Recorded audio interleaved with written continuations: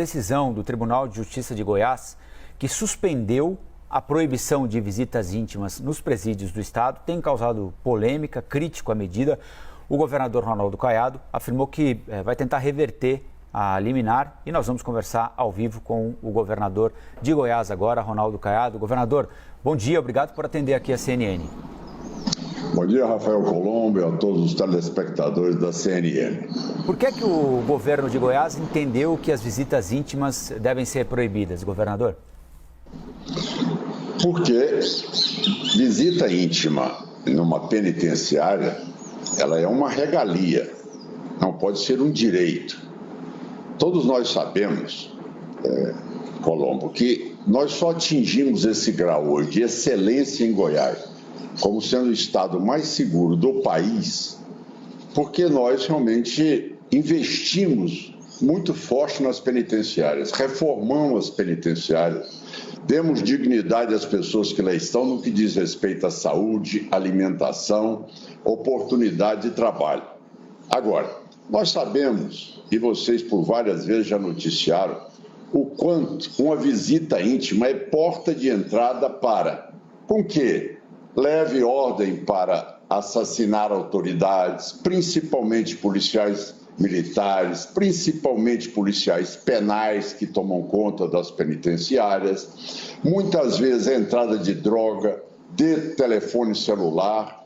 Ao mesmo tempo, tivemos vários casos, antes de nós assumirmos o governo, de chefe de quadrilha que exigia que uma irmã de algum preso que devia ele ser obrigado a ter relação sexual com ele. Enfim, todo esse processo foi deteriorando e as penitenciárias realmente se transformaram ali num verdadeiro bunker daqueles que mandavam ordens e comandavam a criminalidade nos estados. Tanto é que Goiás hoje é uma referência nacional. Você não vê essa dificuldade mais em Goiás em transitar, em morar no interior, em ser comerciante em Goiás, em ter um supermercado, enfim, em transitar no estado. Você tem uma segurança aqui completa. Ora, o que foi que eu fui bastante incisivo é que nós gastamos por mês, mais de 50 milhões de reais para mantermos 21.600 presos no estado. Investimos mais de 83 mil na construção de 3 penitenciárias de segurança máxima e reformando outras penitenciárias existentes. Então, nós estamos dentro de um caminho, tá certo? Que nós conseguimos resultados. Para se ter uma ideia, o Colombo, você não tem em Goiás aqui Novo Cangaço, você não tem em Goiás assalto a banco.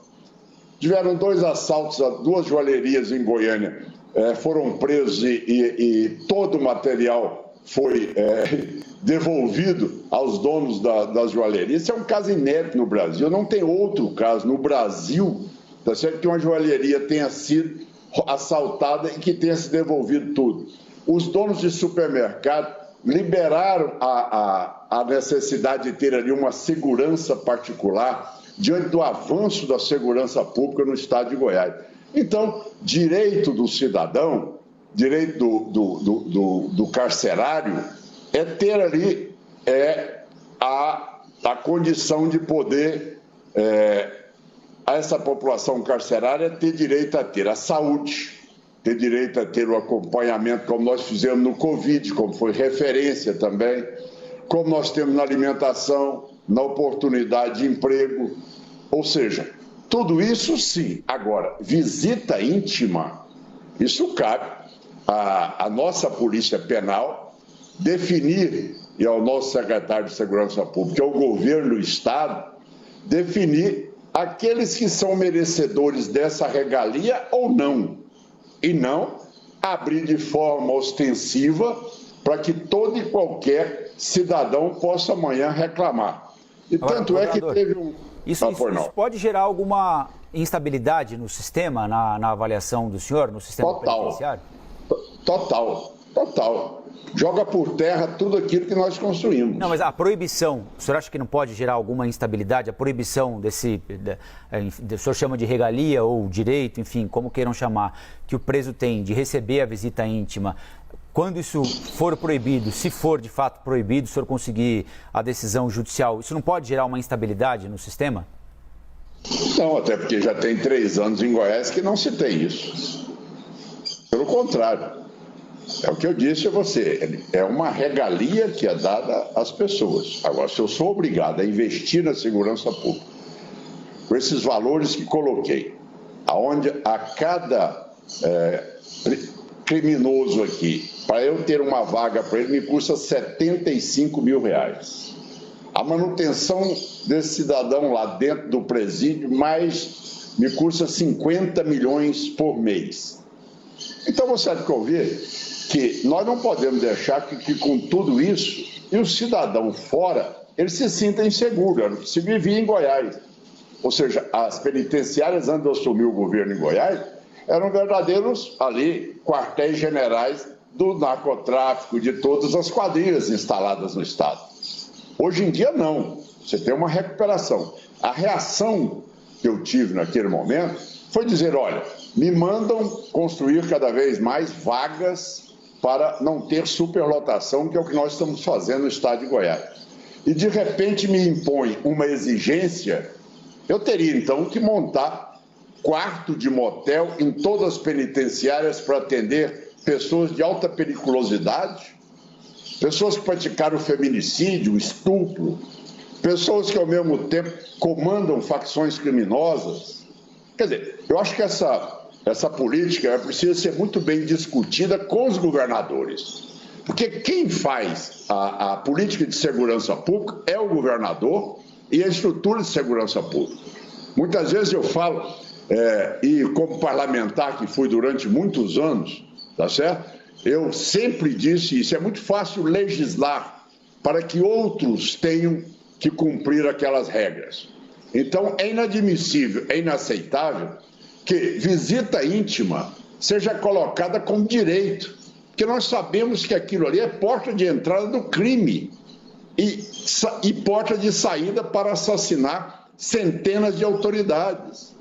Colombo, isso é tão grave. Eu quero chamar a atenção porque muitas vezes, tivemos um caso, se não me engano, bárbaro no Espírito Santo, onde mataram um juiz que era referência em fazer a prisão ali de criminosos. Se nós não tivermos uma política capaz de direitos humanos, sim, dentro da penitenciária, mas visita íntima, nós vamos retornar a um quadro de barbárie. Nós vamos retornar a exatamente aquilo que o brasileiro não quer e que fica triste hoje viver em estados onde a segurança pública perdeu o controle da criminalidade.